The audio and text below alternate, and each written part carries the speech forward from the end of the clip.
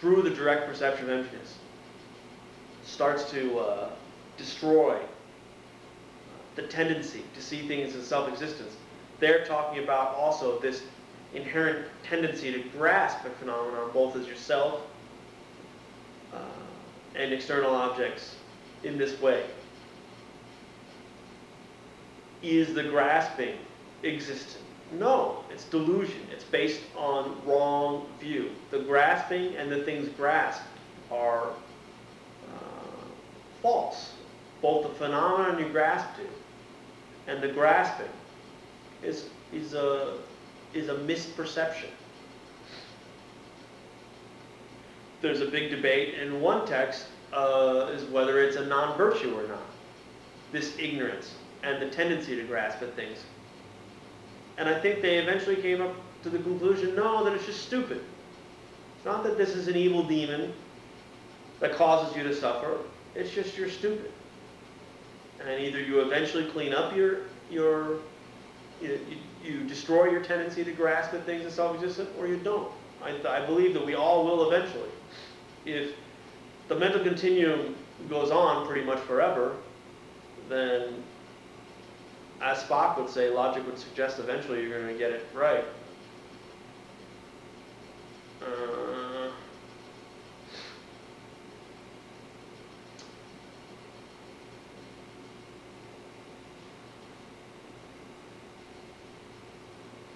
And that's what I did the premature teaching earlier about the hearts going from life to life to life.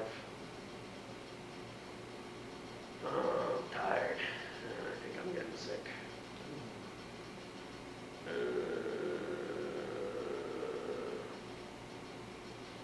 I taught that one more verse and we'll call it a night. No matter how they might be, it would be untenable, I love that word, for the aggregates to attain nirvana.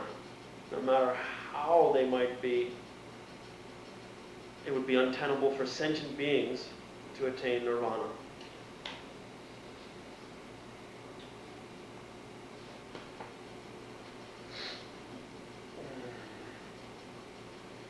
Well, yeah. If compounded phenomena is permanent, then grasping is permanent. If grasping is permanent, then samsara is permanent. And nirvana is impossible.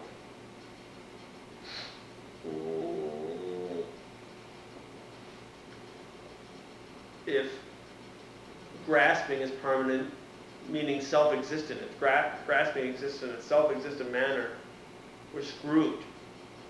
Down the line, all of these phenomena, if they have an inherent existence, if they're permanent, unchanging, hold in essence, there's no liberation from suffering.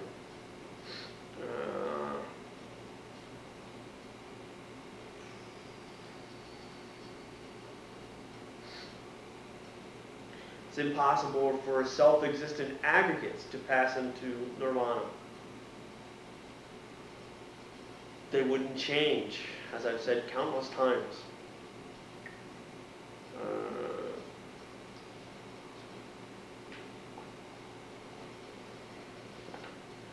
Nirvana is not inherently existent. If nirvana had an inherent existence, a pure existence from its own side, you wouldn't be able to get to it. There would be no changing from a samsaric beings, because ultimately we're talking about what is samsara. Ultimately, samsara, nirvana, these things are states of mind in the ultimate analysis. You have a certain ignorant view of your reality, and the results of this past ignorance, which is causing your suffering. And your ignorance and your bad deeds and mental affliction, which will cause future suffering. But it's a state of mind. Samsara for beings, they always talk about beings wandering in the ocean of suffering. Beings wander in the ocean of suffering mainly due to their mind. Samsara is ultimately a state of mind.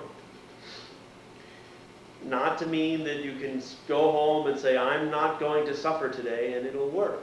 No. your reality right now is being forced on you in a rather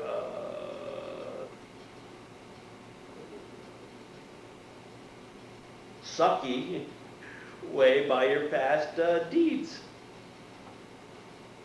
Your nirvana or your paradise will be a state of mind where you are free from this ignorance, which is forcing you. Free from the ignorance, the grasping, and the past results of